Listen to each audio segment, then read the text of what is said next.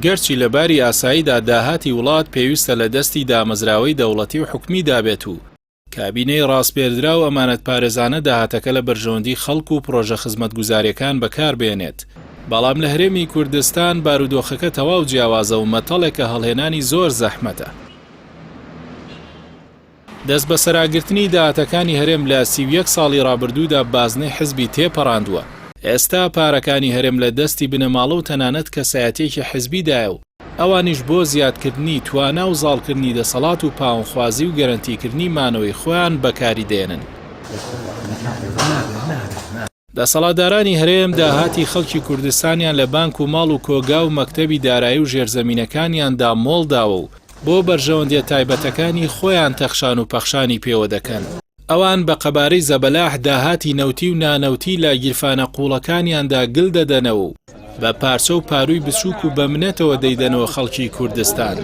زیاد لە 51 ڕۆژە مشەمە وەرنەگرتووە.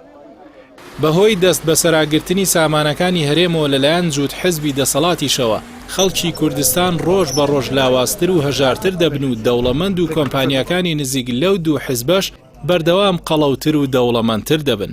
ئێستا کە زۆرینەی پرۆژە خزمەتگوزاریەکانی حکومەتی هەرێم لە شارە جیاوازەکانی ڕاوەستاوە، ئیش و پرۆژەکانی کۆمپانیەکانی حزب نەک نەوەستاوە بەڵکو زیاتر و فراوانتر و قەبەتریش بوون. چاودێرانی سیاسی دەڵێن ساڵانی ڕابردوو حکومەتی هەرێم بە فەرمی بودجەی بۆ حزبەکان بڕیبووە و پشکی شێری بودجەکەش بەر پارتی و یەکێتی دەکەوت.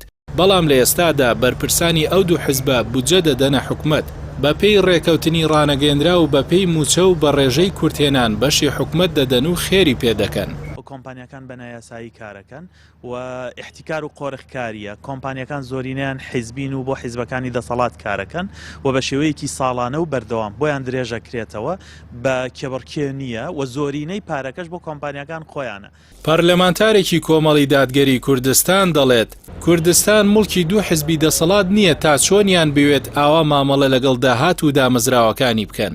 عمەر گوڵپی لە وتارێکدا کە لە دیجیتال میدیای پێیان بڵاو کراوەتەوە نووسیوێتی ئەو ڕێکەوتنەی لە ژێر ناوی لە مەرکەزیدا بۆ دابەشکردنی داهات بەڕێوە دەچێت ئەگەر بۆ بەرژەوەندی خەڵک بۆیە دەبوو بە پێی یاسای بودجە بێت کە 9 ساڵە حکومەت نیەتی، هەروەها دەبوو لەسەر بنەمای هەر پارێزگا و ئیدارێکی سربەخۆ بێت نەوەک ناوچەی بە زۆر ڕەنگکرا و باچەکی حزبەکانی دەسەڵات.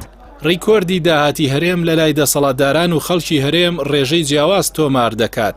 بە پێی زانستی بیرکاری داهاتی خەڵک و داهاتی حزبەکان پەیوەندێکی پێچەوانەیان هەیە.